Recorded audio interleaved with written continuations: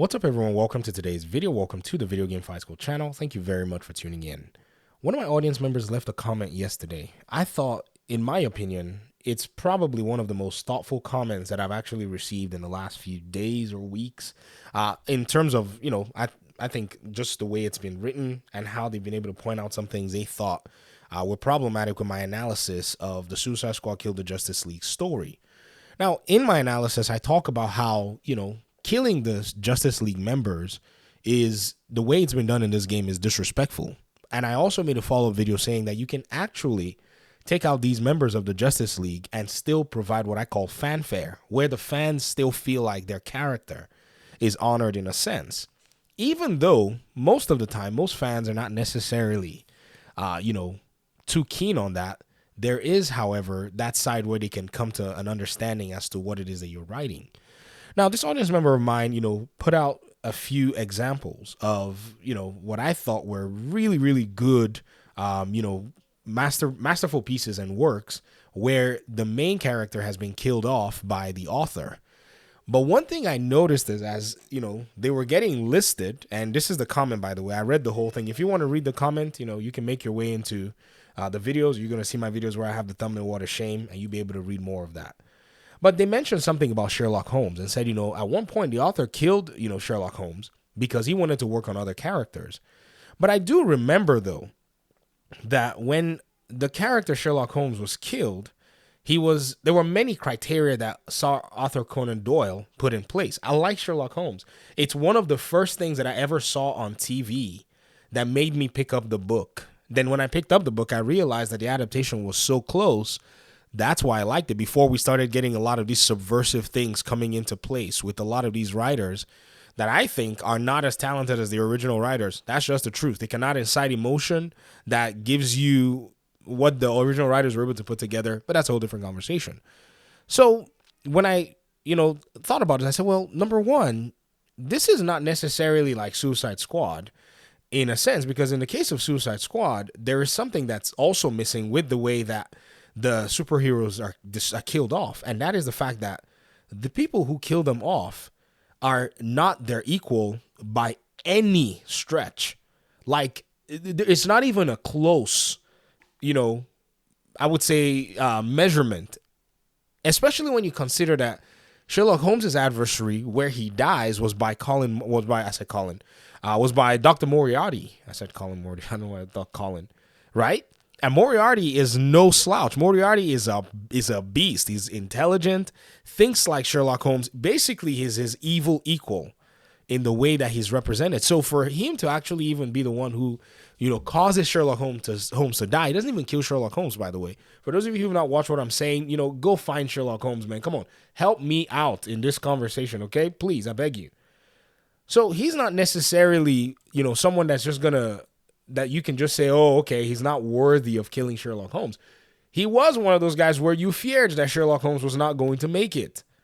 So here on Wikipedia, I got to see, basically from the literary works, because I've seen the TV show done, the series that was actually done by Benedict Cumberbatch, where he plays Sherlock Holmes, and then the movies that were done by Tony Stark, Robert Downey Jr., and all of that is just phenomenal in the way that it's all done. And I'm a huge Sherlock Holmes buff. Let me even tell you my Sherlock Holmes story. The first Sherlock Holmes, when he came out, I went to the theater with a whole bunch of guys. And I've known about Sherlock Holmes all this while, but I was so interested. I wanted to know about the character. And that's how I started. Sorry, I'm not a literature buff. And all my friends went to go watch this other vampire daylight movie, whatever. Everybody, we took a whole bus full of a bunch of young people, all in their 20s. I took my ticket and said, I'm going to go watch Sherlock Holmes, guys, if anybody wants to join me. And I literally walked into that theater. I've always been a loner, so when you guys see my, observations and my ideas be just way out there, that's kind of how I am. Sorry, I'm one of those people. And I sat in there and I thought it was the best movie I could ever see that year, 2010 January. Can't forget. I was in New Jersey. I traveled to New Jersey to go, do some paperwork and whatever, and I was visiting with a friend, good friend of mine, childhood friend. This thing says, in 1983, after writing 24 Sherlock Holmes stories, Doyle placed Holmes at the top of Reichenbach Falls on the outskirts of Meiringen, Switzerland, in a battle with his arch-enemy, Professor Moriarty, the Napoleon of crime. Both characters plunged to their deaths. Do you know what even happened afterwards? When did Sherlock Holmes die?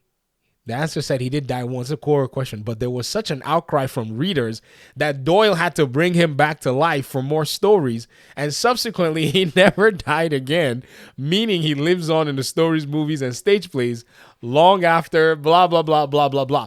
The outcry that you're seeing for Suicide Squad Kill the Justice League is a natural outcry from fans. And this is just one story. I'm going to go ahead and look at all the other stories that you put out there, sir. And I want to see how fans actually responded. And you see, fans are not overreacting for the most part when it comes to the story. For the full game, okay, I say some of y'all calm down, like chill. The game from a mechanics perspective is solid. Like if we slap a game engine on the internet right now and say, hey, can anybody match this thing?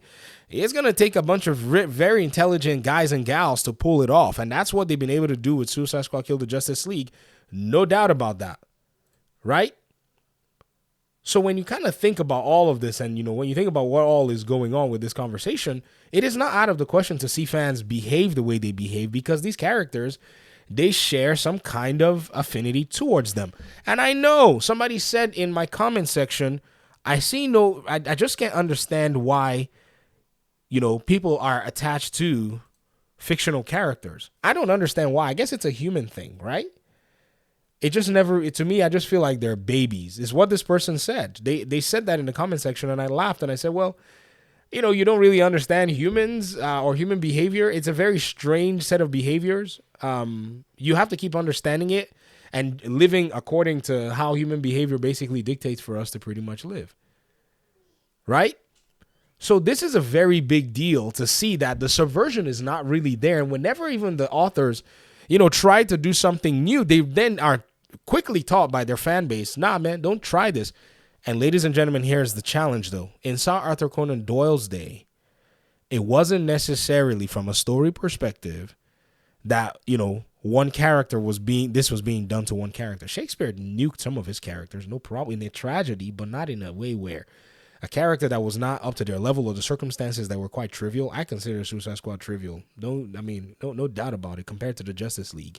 Because the Justice League has been built so high up there that the Suicide Squad, they are always going to remain the underdogs. They're going to even need an infusion.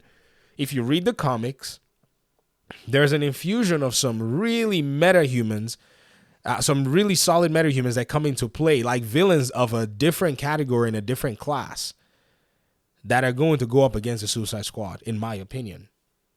So, again, this is just showing that fans have always been fans and gamers are not too different. Gamers, y'all are different, but, in terms of the way the story has gone anyways, you're not so different from the fans of Sherlock Holmes, from back in the day, in the 1800s. Outcry.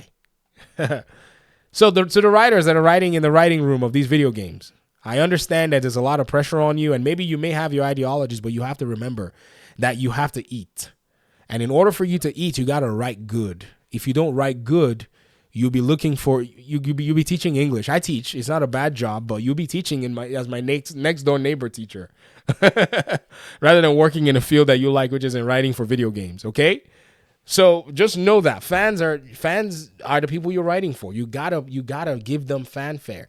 It is what it is, but I think Arthur Conan Doyle's own package was more like, man, I done written 28 of these things. Let me just take aside, let me just move Holmes out of the way for a little bit. But man, he got checked real quick because, he wasn't going to be the one. He had written 24 stories. He wasn't going to be the one that was going to be, reading his own stories and buying his own books and whatnot. So again, I just want to make this video and just, put this out there. Let me hear your thoughts in the comment section. Peace out.